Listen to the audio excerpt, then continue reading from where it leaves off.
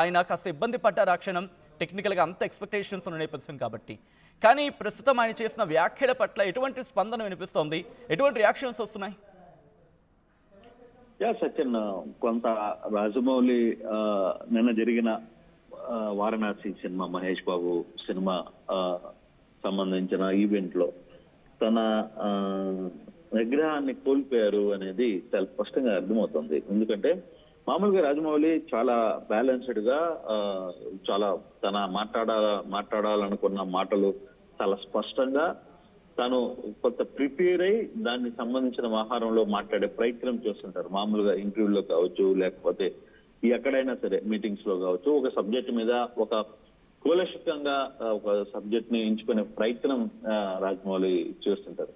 At the same time ఈ programme కూడా నిన్న హైదరాబాద్ లో గ్లోబల్ టాటర్ ఈవెంట్ లో కూడా చాలా పెద్ద స్థాయిలో ఈవెంట్ ని చేసిన పరిస్థితి. ఒక జియో స్టార్ కే దాదాపుగా 50 కోట్ల పైగా జియో స్టార్ ఈ ఈవెంట్ ని కొన్నారు అంటే మీరు అర్థమవుతుంది. అంటే దీనికి ఓన్లీ ఈ ఈవెంట్ ఒక్క వారణాసి అనే ఒక టైటిల్ రిలీజ్ కోసమే ఇంత పెద్ద ఈవెంట్ ని చేశారు. దాదాపుగా ఆయన ఒక 25 కోట్ల రూపాయల వరకు వెచ్చించి భారీ స్థాయిలో దీనికి సంబంధించిన టెక్నికల్ అంటే స్క్రీన్స్ కావచ్చు, లేకపోతే టెక్నికల్ ఇష్యూస్ కావచ్చు, సౌండ్ సిస్టమ్ కావచ్చు, ఇవన్నీ కూడా ఏర్పాట్లు చేయించారు. అంటే ఒక టైటిల్ వారణాసి అనే ఒక టైటిల్ కి సంబంధించి మహేష్ బాబు దీనికి సంబంధించిన ఒక టైటిల్ కే ఇన్ని కోట్లు ఖర్చు పెట్టి ఆ ఈవెంట్ ని చేయడానికి దాదాపుగా ఒక 6 నెలలుగా దీనికోసం ఒక ప్లాన్ చేసుకున్నారు, ప్లాన్ ఆఫ్ యాక్షన్ చేస్తున్నారు. చాలా సైలెంట్ గా వ్యవహారాన్ని నడుపుకుంటూ వచ్చారు.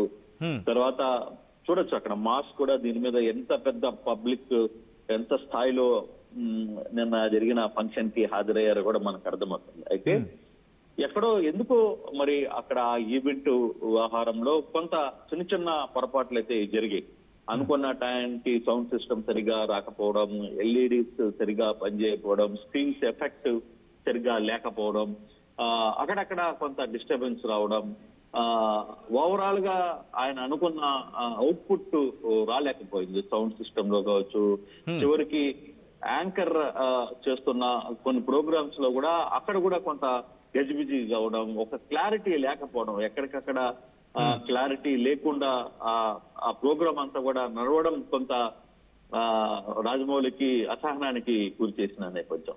అయితే ఆ సందర్భంగానే అందుకు ముందే తన తండ్రి మాట్లాడుతూ మహేష్ గురించి కూడా చాలా గొప్పగా అరగంట నిమిడిలో మహేష్ చేసిన ఒక దాన్ని అద్భుతంగా చిత్రీకరించారు అని చెప్పుకుంటూ తన కొడుకు రాజమౌళి దగ్గర గుండె మీద ఆంజనేయుడు ఉన్నాడు, ఆంజనేయుల స్వామి వ్యవహారాన్ని అంతా కూడా నడుపుతాడు, తన వెనకాల కూడా ఆంజనేయులు ఉన్నాడు కాబట్టి ఇంత ధైర్యంగా వ్యవహారాన్ని నడుపుతున్నాడు అని చెప్పే ప్రయత్నం చేసిన వెంటనే అప్పటికి కొంత ఫ్రస్ట్రేషన్ అంటే కొంత అసంతృప్తిలా ఉంది. ఫ్రస్ట్రేషన్ అని కూడా కాదు, కొంత బాధ. ఇంత పెద్ద ఎఫెక్ట్ చేశాం, ఇన్ని కోట్ల రూపాయలు ఖర్చు పెట్టాం, అనుకున్న అవుట్పుట్ రాలేదు, ఎక్కడ పొరపాటు జరిగింది ఏంటి అనే ఒక చిన్న అందులో అప్పటికప్పుడు మార్చుకునే ప్రయత్నం కాదు. చాలా రిహార్సల్స్ చేశారు ముందు రోజు రాత్రి.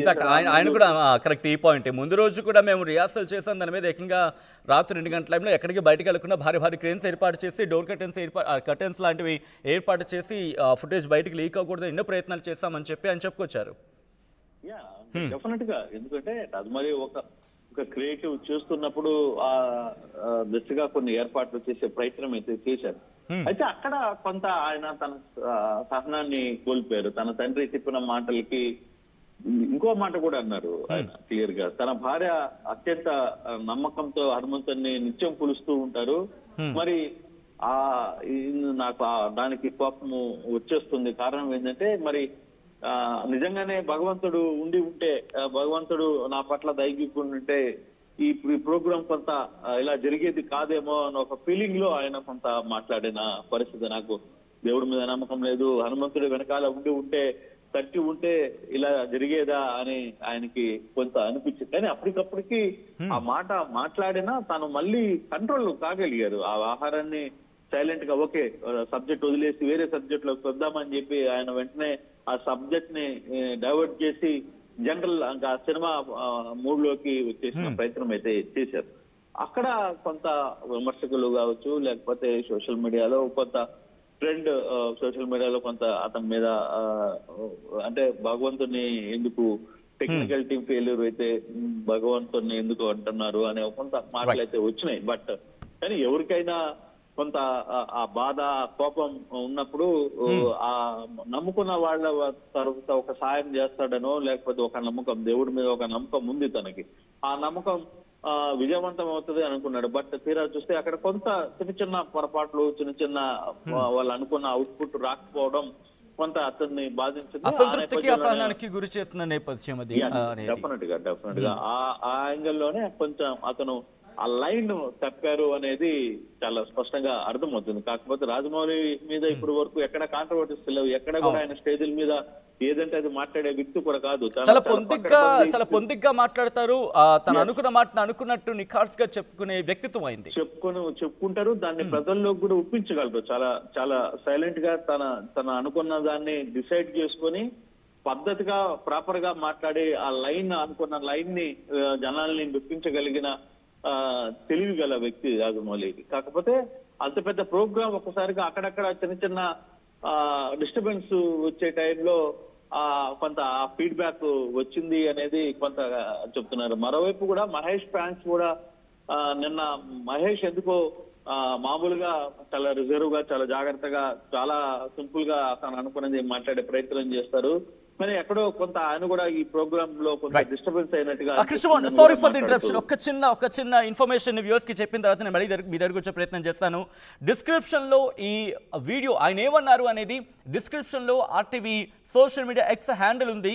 ఇప్పటికే హనుమంతుడిపై డైరెక్టర్ రాజమౌళి వ్యాఖ్యల దుమానం అనే టెక్స్ట్ కింద డిస్క్రిప్షన్ లోకి వెళ్తే కనుక మీకు ఆ ట్విట్టర్ హ్యాండిల్ ఉంది. ఆ లింక్ మీద క్లిక్ చేస్తే ఆయన ఎగ్జాక్ట్ గా ఏమన్నారు అనేది మీరు మాటలతో సైతం వినే అవకాశం ఉంటుంది. ఆ హ్యాండిల్ ని క్లిక్ చేస్తే, బికాస్ ఇక్కడ కొన్ని రిస్ట్రిక్షన్స్ ఉంటాయి, కాపీరైట్ ఇష్యూస్ ఉంటాయి.